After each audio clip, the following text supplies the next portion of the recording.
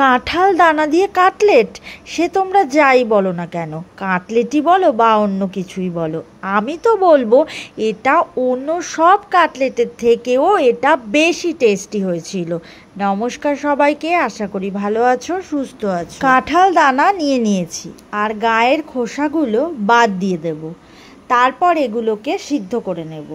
এই যে এই দানাগুলো সিদ্ধ করলেই নরম হয়ে যাবে। এই সবকটা কাঁঠাল দানার এই ওপরের গায়ের এই খোসা ছাড়িয়ে নিয়েছি একটা সিদ্ধ আলু আর পেঁয়াজের বেরেস্তা আর অল্প আদা আর কাঁচা লঙ্কা আর রসুন আর কাঁঠালের দানা সিদ্ধ করে নিয়েছি। কাজু বাদাম বেটে নেব। অল্প জল দিয়ে কাজু বাদাম মিহি করে বেটে নিলাম আর একটা পাত্রে তুলে নিয়ে কাঁচা লঙ্কা, আদা, পেঁয়াজের বেরেস্তা আর রসুন বেটে নিচ্ছি। সব কিছু বেটে নেওয়া হয়ে গেলে এগুলো একটা পাত্রে তুলে নেব। এর মধ্যে দিয়ে দিচ্ছি বেসন আর দিয়ে দিলাম হলুদ গুঁড়ো, অল্প লঙ্কার গুঁড়ো আর বিরিয়ানি মশলা দিয়ে দিলাম আর দিয়ে দিলাম গরম মশলা আর দিলাম বিস্কুটের গুঁড়ো।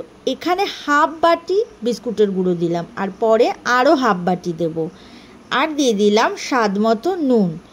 এবারে সমস্ত কিছু মিশিয়ে নিচ্ছি। কাঁঠালের দানাগুলো যেহেতু সিদ্ধ করে নিয়েছি তাই হাত দিয়ে অল্প প্রেস করলেই ভেঙে যাবে। আর এর মধ্যে অল্প সর্ষের তেল দিয়ে আবারও ভালো করে মেখে নেব। আবারও হাফ বাটি বিস্কুটের গুঁড়ো দিয়ে দিলাম। খুব ভালো করে এই যে এইভাবে মেখে নিলাম। এই যে দেখো মিশ্রণটা একদম নরমও না আবার শক্তও না, এখানে কিন্তু জল ব্যবহার করা যাবে না, তাহলে নরম হয়ে যাবে। এবারে হাতে অল্প সর্ষের তেল নিয়ে মিশ্রণটি অল্প করে নিয়ে প্রথমে গোল করে তারপর আঙুল দিয়ে চ্যাপটা করে নিলাম। আর তোমরা চাইলে যে কোনো শেপের বানাতে পারো। এভাবে সবকটা বানিয়ে নিয়েছি। তারপর তেলে ভেজে নেব। গ্যাসের ফ্লেম মিডিয়ামে রেখে তাওয়ায় তেল গরম করে নিয়েছি। একে একে কাটলেটগুলো সব দিয়ে দিলাম। এপিট ওপিট উল্টে ভেজে নেব। গ্যাসের ফ্লেম মিডিয়ামে রেখেছি, লোতে দিলে এগুলো নরম হয়ে যাবে আর ভাজা যাবে না, আবার হাইতে দিলেও পুড়ে যাবে, তাই গ্যাসের ফ্লেম মিডিয়ামে রেখে এপিট ওপিট উল্টে ভেজে নিচ্ছি।